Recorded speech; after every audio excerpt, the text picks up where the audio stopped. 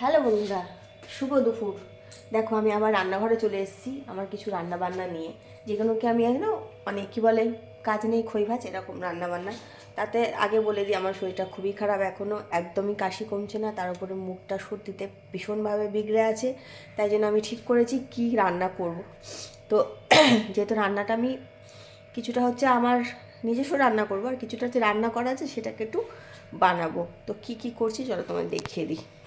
দেখো এখানে আমি তেল দিয়ে দিয়েছি, ও মা গরম, তেল গরম হয়ে গেছে।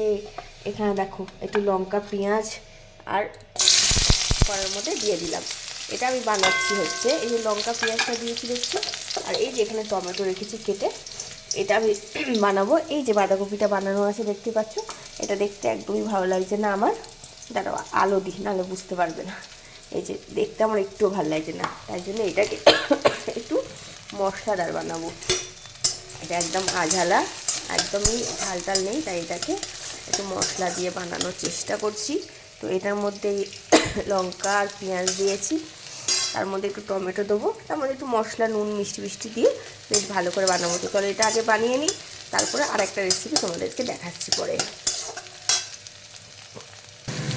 তো এই দেখো এই যে আমার এখানে টমেটো পেঁয়াজ ভাজা ভাজা হচ্ছে, ঠিক আছে। এটার মধ্যে এই যে একটু একটু মশলাগুলো আমি সাজিয়ে রেখেছি, নুন লঙ্কা হলুদ, এটা হচ্ছে কাশ্মীরি লঙ্কা গুঁড়ো, আর একটু চিনি দিয়েছি, দিয়ে এগুলো এর মধ্যে দিয়ে দেবো।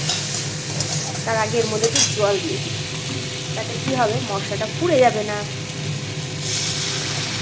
তোমরা ভাববে হয়তো যে কী এমন রান্না করছে দেখাচ্ছে, না এটা না, আসলে আমি তোমার সাথে শেয়ার করছি যে এইটাকে আমি অনেকবারই এইভাবে করেছি, যাতে কি হয় সব একসাথে দিয়ে দিলাম, দিলে এটা নাড়লে রঙ আসবে ভালো, মশলাটা কষে গেলে এটা দিয়ে দেবো।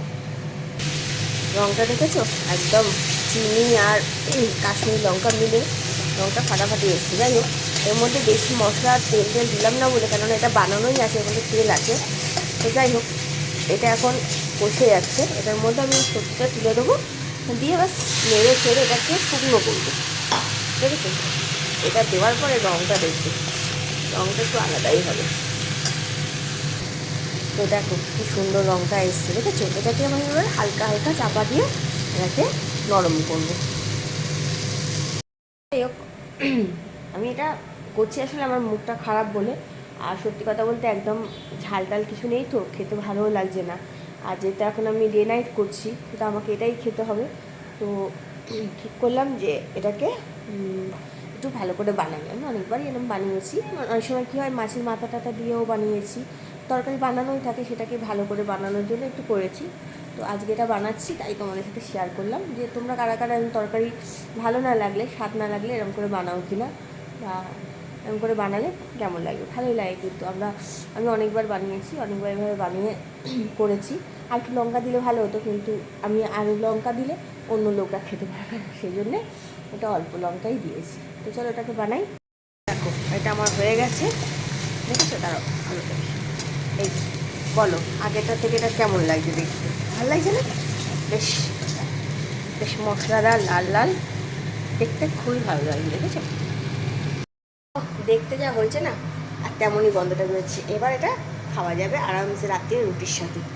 তো চলো পরে আবার দেখা করছি অন্য রেসিপির সাথে, অন্য একটা রেসিপি, ছোটোখাটো রেসিপি তোমাদের জন্য বানাই।